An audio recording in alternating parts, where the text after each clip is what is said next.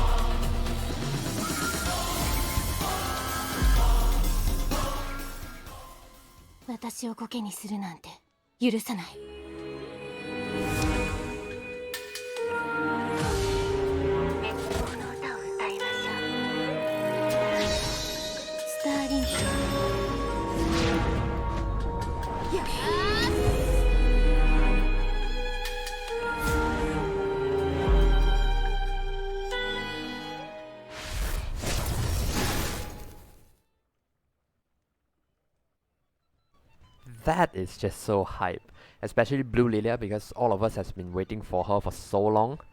And down here we have some information about Final Boss Gowther. So he is a red unit, which means he is weak to blue units. He is immune to all debuffs.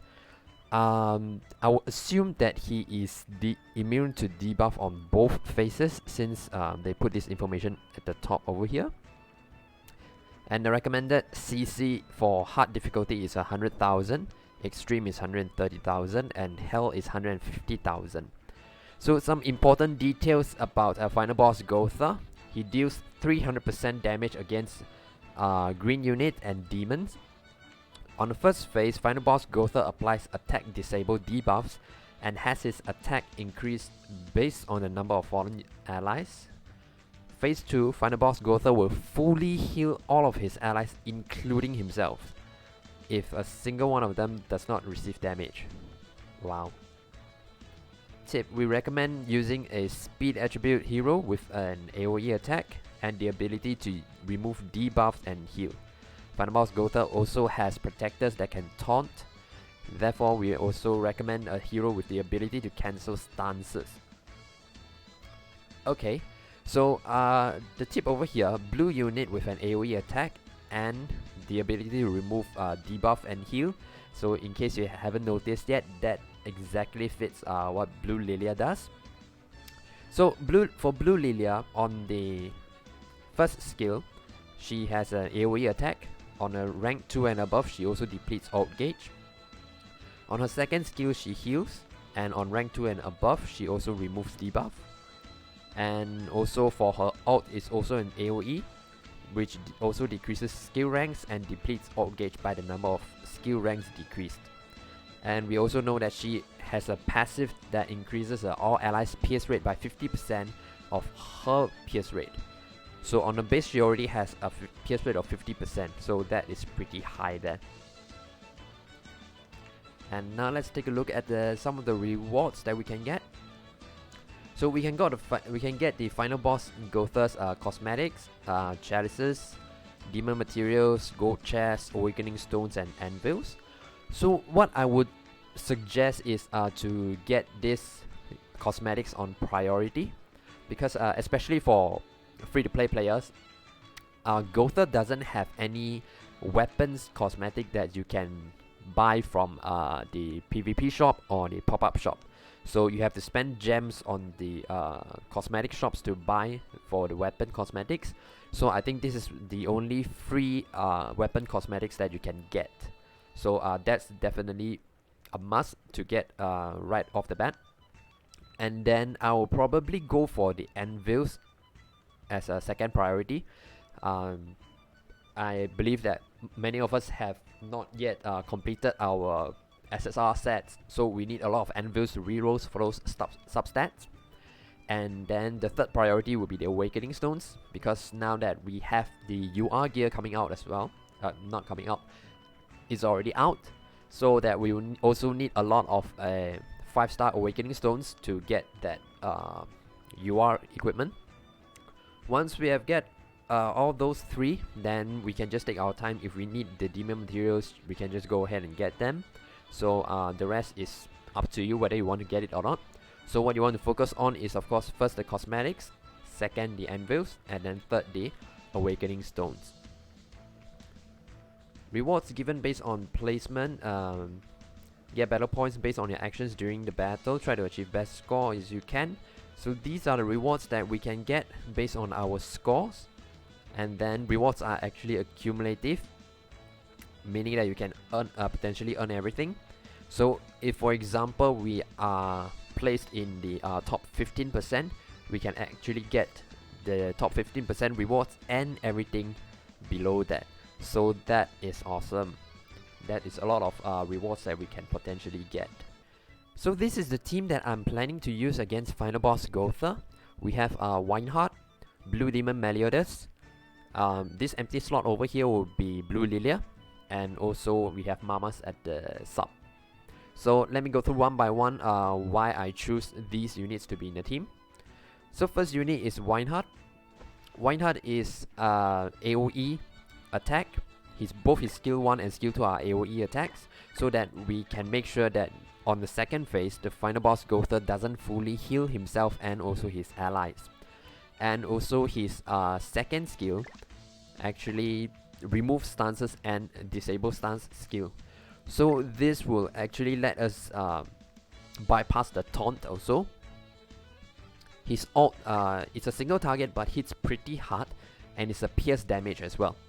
So his passive is also increasing pierce by 8% at the end of every turn.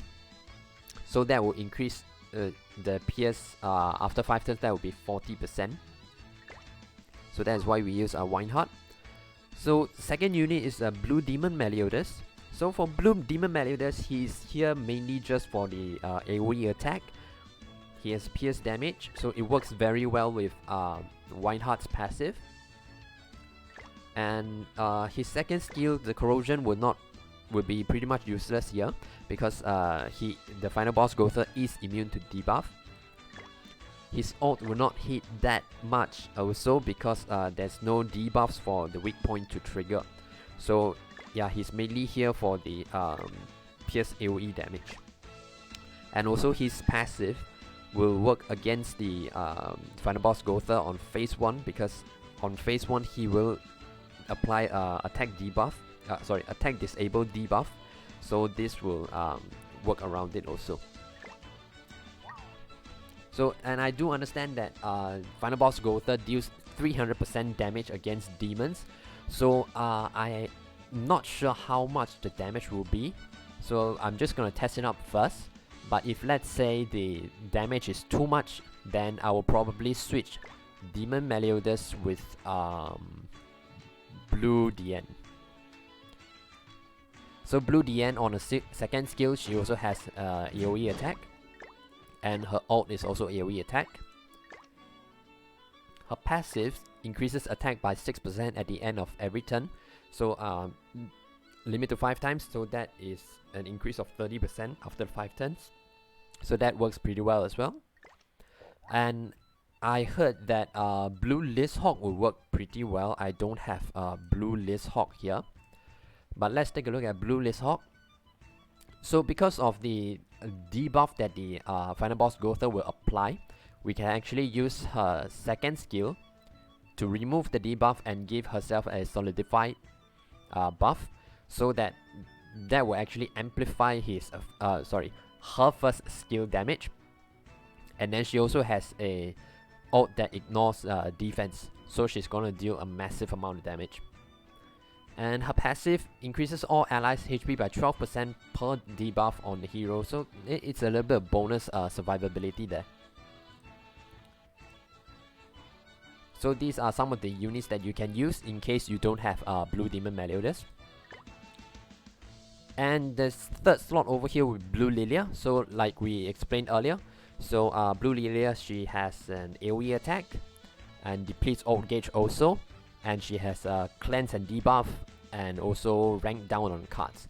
So she works very well here, and her passive just synergizes with the whole team so much because the whole team relies on pierce rate. So that will boost up the damage a lot more. But in case that you don't have Blue Lillia, you can actually replace her with Blue King, which everyone will have. For Blue King, what we are looking at is just for the heal and cleanse, because for the first skill, mainly just for doing damage, we cannot use the Petrify because he is immune to all debuff. So we are mainly using him for the cleanse and the heal, and also the AoE ult here.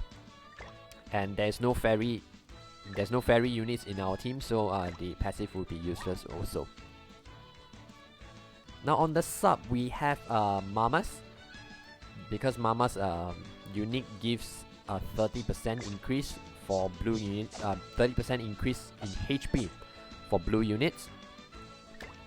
Alternatively, you can also choose to use Blue Gowther.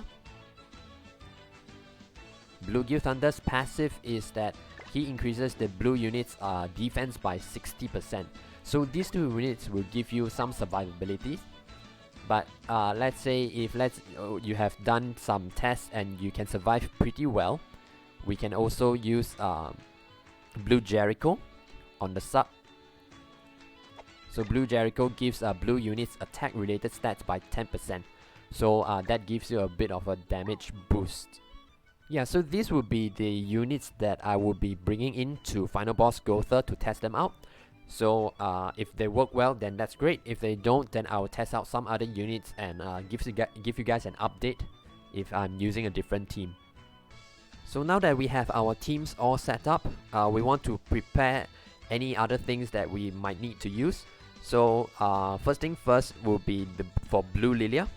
So for Blue Lillia, she should be in a step up banner. So that means just by using 242 gems, you are guaranteed at least one copy of Blue Lillia. So I am just 3 gems away from that, so that is the gems will not be a problem. So we also want to get her to maxed out. So I already have all the awakening materials to get her up all the way to 6 stars. I have a lot of chalices and a lot of awakening materials here. To get her up to level 80, we will need 50 of each demon materials. So I have 200 plus red demon horns and also 200 plus grey demon wings here. But I only have 25 Harlex ears. So I'm going to farm a bit more Harlex just to get it up to 50, and then I can get her up to level 80 straight away. We also need to have 15 SSR pendants, so make sure that you have all 15 SSR pendants. If not, you can go ahead and farm the Fort Sorgress event stage to try and get some. And we also need to farm some XP pots so that I can bring her up to level 80 quickly. So yeah, that's my plan for Final Boss Gowther. If you have any other suggestions for Final Boss Gowther, do share in the comments down below. If you like the video, do give it a thumbs up and subscribe to the channel. It really helps me out. That's it for today. Take care and have a great day ahead.